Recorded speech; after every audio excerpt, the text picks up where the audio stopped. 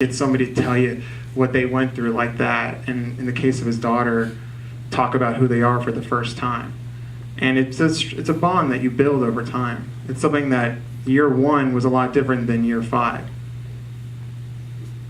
was going to ask you a question. So you were also the DP on this, right?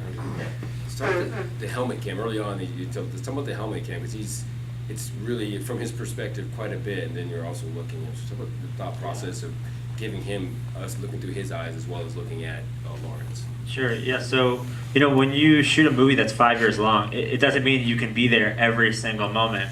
You hope that you can be there for the most instrumental moments, and I like to think that we were there for some of the most important moments in their lives. But one of the things that we thought about early on was, how could we give Lawrence a chance to really be a part of his story in a more holistic way? Because after all, we were trying to serve as conduits to what he really wanted to do, which was to tell this story. He was approached early on to write a book in his life about what he had gone through and the traumas of his past, and he never really got the opportunity to fulfill that.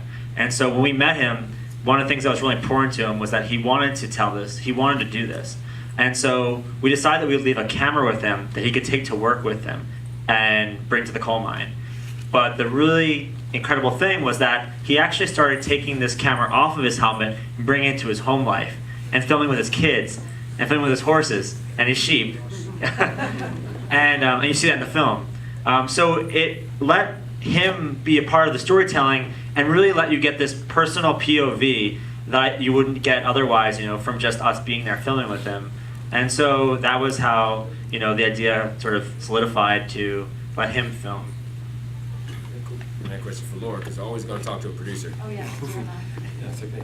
So, did you come on late in this process? Because I said they're doing 5 years, and if you did, what did you fix? Because they were probably knee deep in a lot of stuff. And as a producer, what were some of the challenges you were facing trying to get this thing completed? Yeah, cool. Good question. Thank you. First of all, I just want to thank you all too for being here today. The Dallas community has just been incredibly welcoming to us, and so that is everything for us being on this crazy whirlwind tour of our film. To answer your question, so I came in about 2 years ago, so the project had been underway for about 3 years, but we weren't finished with the interviews. And so part of what I came in and did was, when you're working on a project and you're watching it unfold, you're so close to it that it's hard for you to see it with fresh eyes. And so when I came in, there was kind of okay, they let me into the project, and we're kind of well, what do you see here? So we all recognized that the story was not finished. So that was the first thing that I came in and we talked about.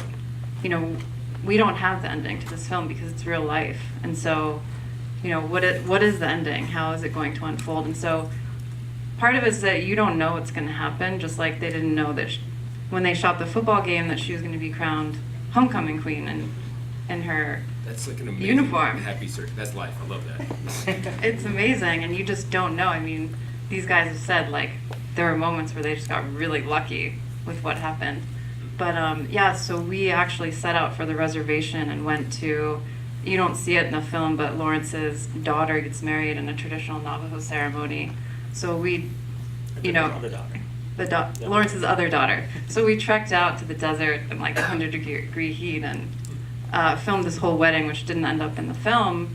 But what ended up happening was we did the interviews and shot the final footage that gave us the ending, which was that really truly in their lives, Lawrence and Caitlin, who are both going through internal journeys of conflict, actually were finding peace and actually were finding resolution and harmony within themselves, but also with one another. So